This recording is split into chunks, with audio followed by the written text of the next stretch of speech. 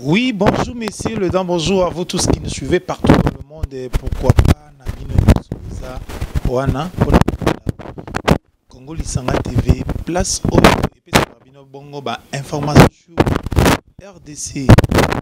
Merci Naba télé, spectateurs, nyonso, télé, branché na internet. Na pesibino bambote boye bola mona katia masolo na bino na émission na bino to pesi lisusu na mama na biso moko mama Nadine donc ye muto pesi biso cadre oyo na salon Nadine sur 24 novembre so komikaka na rai au kiti pan au koti lokolo zokende côté ya lokolo zokende na porte ya Académie des Beaux-Arts. Nous sommes dans la porte à Paradis. Au moins, on a déjà Salon Nadine. Place où vous allez en Norvège, en Londres, en Paris, en Angleterre. Moukoloroya Kin. Attention, vous avez Kinshasa, au Landibiso, à travers Congo Lisanga. Au Komon, au Kotika, au Komigan à 24. Au Kitibo et Pan. Au Koti. Au Ezana, on retourne à Terumana, commis Salon Nadine. Donc, ma solo carré, maman Nabiso, au Sala Moussala qui toque. Pendant que des jeunesse pour chef de l'État et à lobby.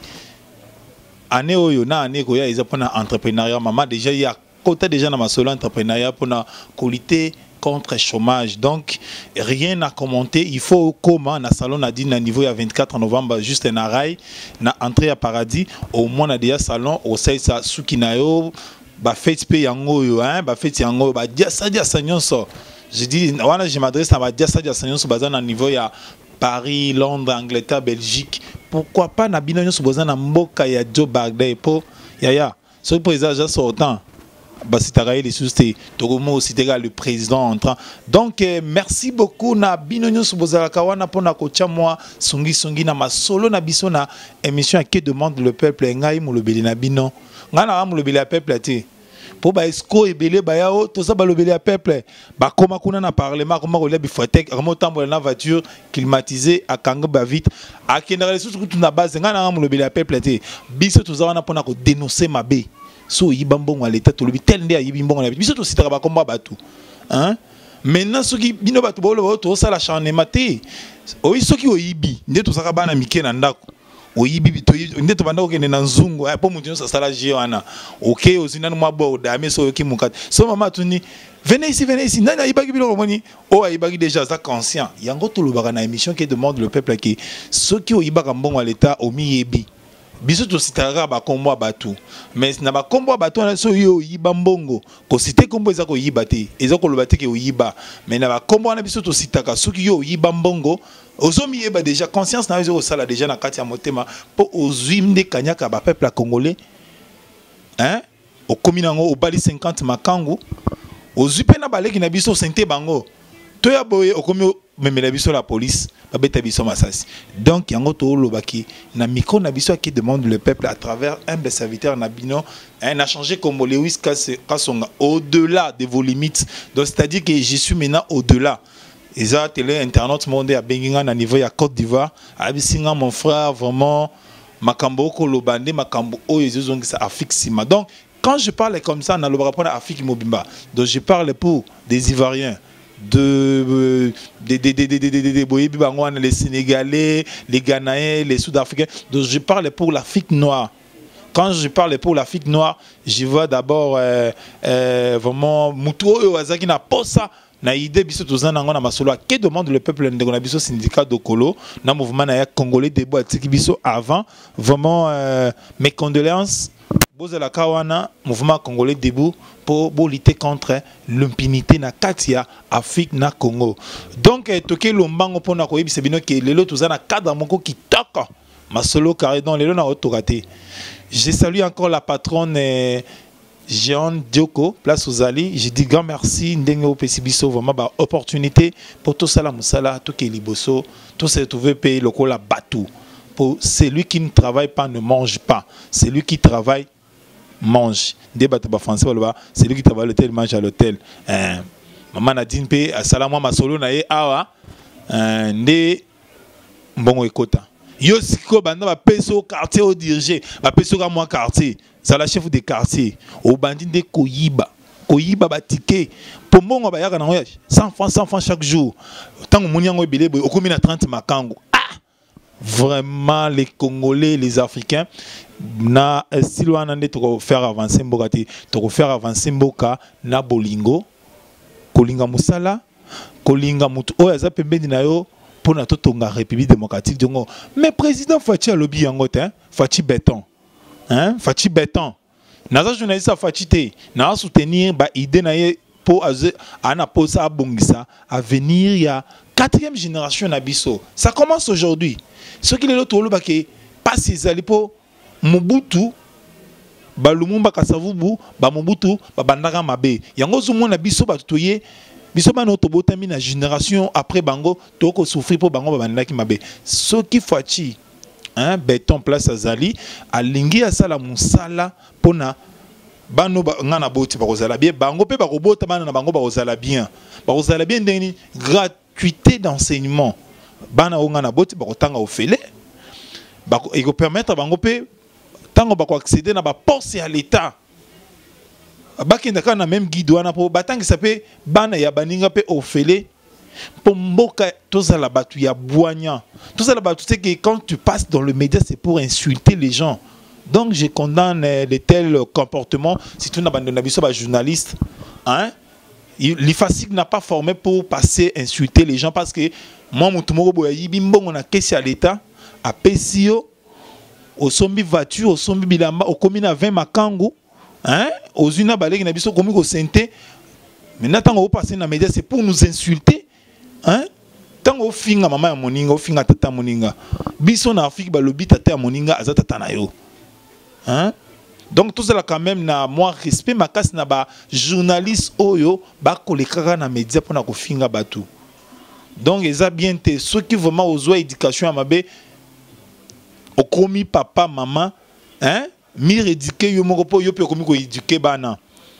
Donc je m'adresse directement à ba journaliste ba oleka na ba média na ba message ya incitation à la haine. Tozaka 444 bikolo 4 langues nationales. Tozamboka moko munene na Afrique. Tozala unis ensemble muluba mu Congo mu Swahili tozala unis ensemble mungala tozala unis po yango nde sala ka force na biso. Yango nde sala ka d'unité, yango nde sala espoir. Mais ce qui monto akoleka na ba média lokola papa Ngwanda. Papa Ngwanda place ozali ni na France ni na Belgique ni wapi au Senta mwasi kuna au Senta mwasi moko ivarien kuna mokolo mwasi na lukaka na Belgique kuna na ba France na ba mokolo bakozwa Ngwanda oko beta man désordre mokolo ka bakozwa na gare du Nord boy na Paris simbaye kanga oko beta man désordre pour Senta mwasi na okima oko moko fanda na Algérie Maroc na Israël Congolais ni na mona Ngwanda na poto Congolais ni mona Ngwanda na poto azati yo lo baki ke mboka na biso ba étranger ba occuper yango mais lelo mwana mboka Félix Antoine Tshisekedi abotami na Kisasa ngako to na botama na mboka mais ya abotami na Kisasa wa abotami soki na ngiri soki wapi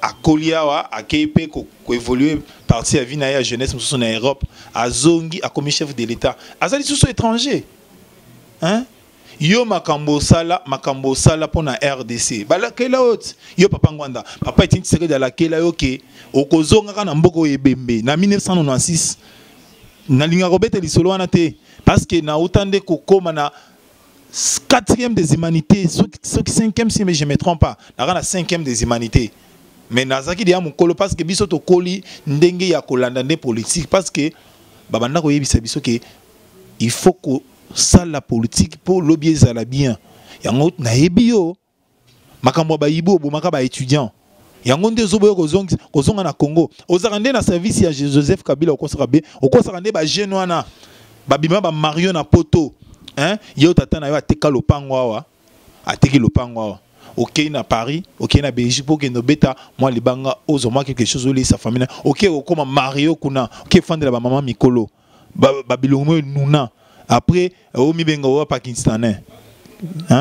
Ngana taliban te. Moi, je suis à côté du peuple congolais. Donc, c'est là que juste quand moi parenthèse, moi, le lopo entrer dans un kana makasi ya papa Ngwanda. Oya papa moi Sony. Yo mokolo na Belgique, attends na Afrique du Sud, attends na Diban, attends na Cape Town, oko beta man désordre. Kenda attends na Dallas. Hein, au combien de Dallas on a quitté un rapport boy. OK, côté au africain ba fan d'aravier. Oko beta man désordre. Mutumo wa bengi, mutumo wa remonter atindina audio wa fan d'assoin à Londres. À l'obiso tozana, biso dans la pas cité. Tolia ka to melaka. Yonde ozangi tike ya kozonga na Kinshasa. Banda tata na bino. Akata bambila na ye asala mwa bilanga na ya kangisa mwa mbongo apeso kende na Londres, kende osala oyo obongisa pe biso. Yo ke kuna okoma na osaper. Okoma na muntu wa mafia.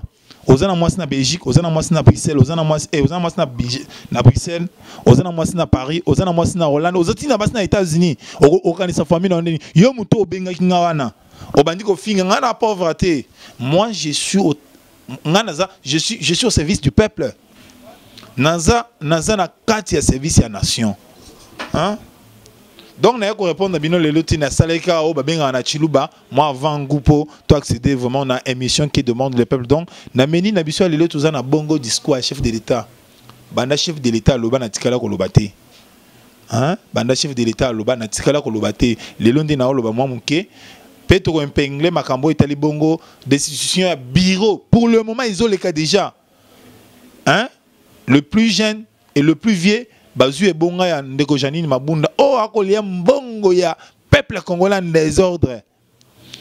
Donc robete li solo na e na suka nde na ko répondre à bato ba commentaire ba finga biso na ba réseaux sociaux. Bo sala bien pour bolanda biso. Bo continuer ko landa biso. Bo continuer ko landa nde biso po biso tozo ye biso bino ke to tanga ebele te tozana ba 50 diplômes te.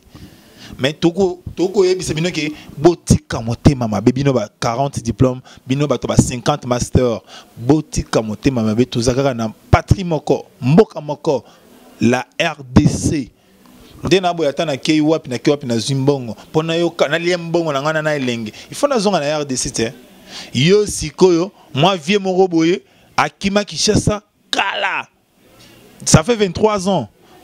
À cause de la en Europe, afin d'aller na Maroc, na Algérie, pembeni awa. Apangwanda keba ozu na aner, o tchaba tuna na aner babenga rabiso ba intimida rabiso. Déjà tozo informé ba to babenga rabiso pourtant to lo komba ngwanda bazo benga biso ba intimider biso. Tozo kende déjà to sangani déjà biso nyoso ba journaliste. Il y a YouTube to kende déjà na ba service ya communication na ba société wana ba kopesa ba ko indiquer biso ti place bozali na na ba service bosala to ko porter bino plainte ndé bino bozawana vous êtes au service de Ngwanda pour vous pesa Ngwanda ba rapport à sala ba mafia na il a fait ça depuis pendant 18 ans. Hein? Ngwanda a côté na service de diabolisation chef de l'état sali appel na batu nyonso bazana expertise bazonga na mboka ba ko sala pona mboka na bango Ngwanda a côté na service de diabolisation. Tata mowa soni ngaso na zakina tata na ngaboyi azanga lopango na Kinshasa ozana lopango wapi bambula na mbula ozalaka conseil spécial à chef de l'état ozana lopango wapi bino toye babino. Donc très chers internautes, c'est avec beaucoup de plaisir je dis grand merci à Batelou Tadil depuis Paris. Je dis grand merci à tous mes amis, à toutes et à tous ceux qui me suivent chaque jour lorsque je suis devant la caméra. Grand merci à vous. Grand merci à ma référence depuis Londres. Grand merci maman. D'engo soutenir ma référence TV. Hein? Grand merci vraiment. Mon salaire qui toque pour soutenir jeunesse. Donc depuis chef de l'État à Loba Makambo Oyo eza motuya pour na peuple congolais. Chef de l'État a kendaki kaka mbalamoko te na discours politique. Chef de l'État lobi makambo ya corruption à Loba qui dimanche le 6 décembre na ba 17h na discours na il avait épinglé aussi makambo etali bongo kanyak makambo ya corruption et ko avancer mboka te soki batcho wana DG batcho wana ministre batcho wana soki songolo pakala na entreprise moko ya l'État tu es là pour la nation. Tu ne travailles pour après pour intérêt pour la famille politique na ote. Lokola ndenge DG ya RTNC a kosala a travailler pour na Kabila a kozwa mbongo ya l'État ko kende otika ngona kingakati. Eza bien te monsieur le DG à RTNC ndeko. Lorsque on te met quelque part c'est pour la nation. tu ne travailles pas pour ta famille ou pour tes propres intérêts. Tu travailles juste pour la nation. Ndeko DG à RTNC. Yo komi wana mbongo yo kota pour RTNC azangi monter. RTNC 3 ils ont ça la te pona pan moko ya $6,000. Sony pan moko ya $6,000. Est-ce que RTNC zangi $6,000? RTNC azozo combien par défense na ba entreprise à l'état. Mais bon aussi ils ont kota na service commercial bon il kota rebelle. Tu prends cet argent OK tu kango na kingakati. Olingaki osala coup d'état. Tu étais parmi bateau balinga basala coup d'état contre chef de l'état. To sengi bakangayo vraiment balongolo kutuna DG bazo atanga o bachanga te déjà tense biso ngape na combattre d'après tout cause la qui journaliste naza combattre pe na bunda depuis na kola nazaka wana pona contribuer na évolution ya mboka atana moi maele na ngamuki naza muta 50 diplôme te po to moni ba éminent professeur ya buzoba na mboko bazo encourager buzoba ba diplôme a pamba kolekisa tant pamba na université sur le plan il y a avancement, on a développement, on a sagesse. Professeur, par professeur, par professeur, Moussous, Obakenda, côté au Mabé, Zali, côté au peuple congolais, Balingaraté. Vraiment, par professeur Bouzoba. Donc, chef de l'État, le Bimakambu, ya Kanyak, le discours, il y a le Bakiango à Pengle. Il y a un autre NTP, toi, on rappelle Ndeko Gilles, Azali Bongo, inspecteur général et finance, qui est Papa Nangaï, Papa Gilles.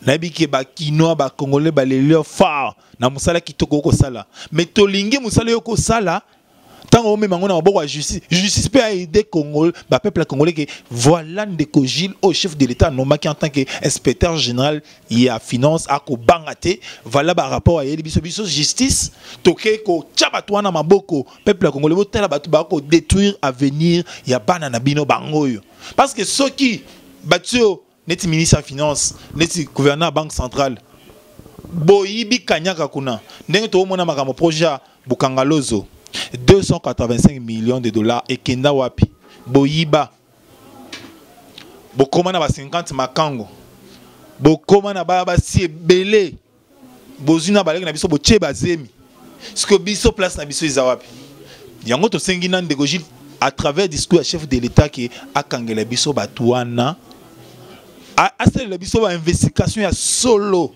pas tout mon appel maman Nadine na niveau à rail salon Nadine à seulement entreprise na salon et ça déjà entreprise écoute Sambongo moni na muke nda ko ma patron mais est-ce que yo l'état zu pour sa pesio ya muke kaka gérer yango obandi nde ko yiba ko koma na ba 50 makango donc basignos moi c'est le kate ya yo po ozo yiba mbongo à l'état otonga bandaku tout le peuple congolais to la ke la bino o yibi mbongo na biso ya ba peuple congolais ya ba contribuable OK ko tangi sabana na kuna na lobaka ke mwana na ko banda ko mela drogue kuna akoma jamber sikotanga kozonga autona papa na ki kotanga ba classe be pourquoi na komi boy o yebi se malheur ba congolais ndenge ba congolais ba ko regretter chaque jour et landa yo po na zumbongo na bango na ki kotangi sabino po na Congo passe les cas qui mingi passe même arrivé à président Fachi yemoko nano des fois ça mutute et moi fanda bazangi place à kobandela po akeboy passe akeboy des autres akeboy moyibi de to suka wapi Ndeko Gilles chef d'état no makio pambate ozawana pona ko servir nation na yo sala musala kangela biso bato surtout dossier à Bukangalozo matata mponi yende abanda ko gérer dossier wana soki na loba wana mungongo ya combattre sango likolo je suis journaliste ça fait plusieurs années ça fait 22 ans que je suis dans le média na banda média avant na banda média na rana 17 ans ça fait 22 ans que je suis dans le média allez-y vite comprendre ba conseiller à matata babanda ko ya na ba conférence ko lobake le projet Bukangalozo est géré au niveau de la primature nani azaki chef de mes premiers ministres ils avaient matata te besoin 80 millions de dollars nde balobi bo exploiter na 205 millions de dollars 285 millions besoin 80 millions wa biloko 80 millions. Donc, dossier si vous n'avez pas Ndeko Gilles, Ndeko chef de l'État, le makambo ya lutte contre la corruption. Tozonga na nuna sima, toye babanani ba jila ki mabe bon ya fibre optique. Tantôt ozolo ba Kinke Mulumba, tantôt yonde ozara premier ministre Kinke Mulumba lui gérer que des papiers. Donc tolinga toye ba dossier wana à travers discours à chef de l'État, ba 30 comptes effectifs dans la banque centrale kona. Bozoa 30 comptes effectifs botia na caisse à l'état place au babomba mbongo ya ba peuple congolais pour bino et permettra bino pour boyiba ka bien. Donc il y a un discours chef d'état na zui point wana et c'est peli sakinga makas makamo ya ba o FCC cash et o wana izaba biloko moko boya mais ceux qui mboko ezozanga mbongo mboko évoluer té yango moni na betaka c'était makas na makambo teli mosolo.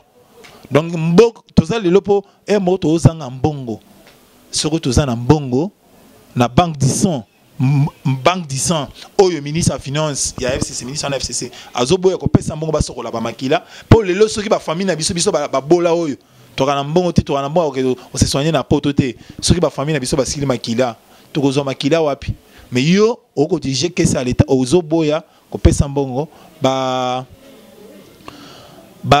sokola ba makila. Donc eza bien té très chers internautes. Donc le lo nazo ebisa bino eza ya ko yinda na palais du peuple. Donc chef de l'état na discours na FCC Chabou pia FCC Chabou FCC ezali susté cash ezali susté chef de l'état le baki pona nouveau majorité ya sika yango kala mingi te économie informateur boko yebaye yende ko yele biso majorité ya sika mais oyo ko sale makuna na parlement chef de l'état za na kati te po wana eza institution à part. Je vais vous expliquer pour na chité na émission nanga wana eza institution à part.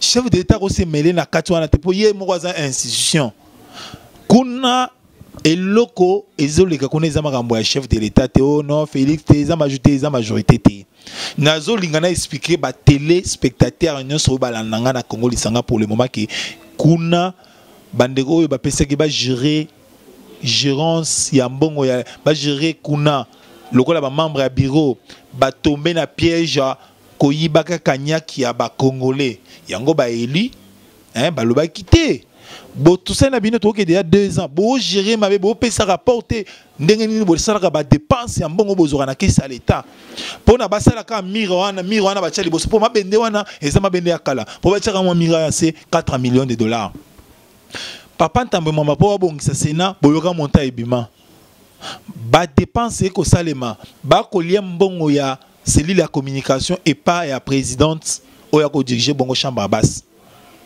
pour boyoka niveau ni niveau ba député ba silikeli eza makambo ya chef de l'état te oh non te eza makambo na bango interne lo lenge ni tango ba memaki Janine Mabunda na biona ena conseil d'état le baki ça c'est interne bozonga kuna bo trouver solution makambo na bino yango zo mona kuna eza tikaye simbaye mukwata salaboy c'est leur chose interne bazako contester bango pona baza contester bango pona moyibi oyo mbongo oyo eza pongo tcha disposition ba député bureau eza kolia yango bureau kolia yango donc eza grave yango zo mona batu ba sepelité batu ba lingi yango te donc yango wana kuna eza makambo moko interne eza makambo politique eza kuna te soki ozomona bande na biso bakendaki wana ba jeune bakepo basala bakota na makambo non ça c'est plus beaucoup interne chef de l'état ko tikuna te kuna eza makambo na bango ba député eleki kuna ba ko lia kanyaki bato ba ko diriger bureau ya assemblée wana ba ko sala ba dépense oyo ba ko pesa baninga na bango ba député rapporté yango bango ba sepelité ba lobi bureau wana ekende bacha bureau mosusu ça n'a rien à voir avec les discours des chefs de l'état na koloba na ba journaliste ba koleka na ba média ko koloba makambo ya lukuta hein tu as passé 5 ans à l'université pour okosaka batou na lobi kango na mukuse parce que l'épaule Cédar 5 ans na ba ouvrage na ya loba hein mutu mwindo jusque là pensera makambo olia tala apesa bana mi balé devoir parce que azala ki bongo pe enseignant mutangisi apesa bana mi balé devoir moi na bana pesa devoir na pesa mwana mundele na mwana mutu mwindo devoir atali bongo mwana mutu mwindo ako dessiner bitabe atala mwana mundele boy ako dessiner avion Cédar 5 ans a se déclarer na sur loba tala bongo biso ba africain to penser kana no pona kolia yango moni biso ba africain lorsque problème ezali tango oleka na ba etando il faut pour expliquer batu makambo ya solo oyo bongo e bako welela kuna ba welela likambo ya gérance Janine Mabunda na bigo na ye bako gérer mo solo bien te yango ozomona ba député balobi te yaya zonga nano fanda awa tocha bato mosusu sikoyo bandeko na biso na ngambo kuna ya FCC pona ba intérêt privé na bango yango bako mema communication mabe et pas peuple. Oh tala basali beauté, le chef de l'État n'a rien à voir dans tout ça. Mais oui bien, na monoko na biso o ya Afrique awa balobaka langage moko très simple. Langage wana bino moko bopesa yango.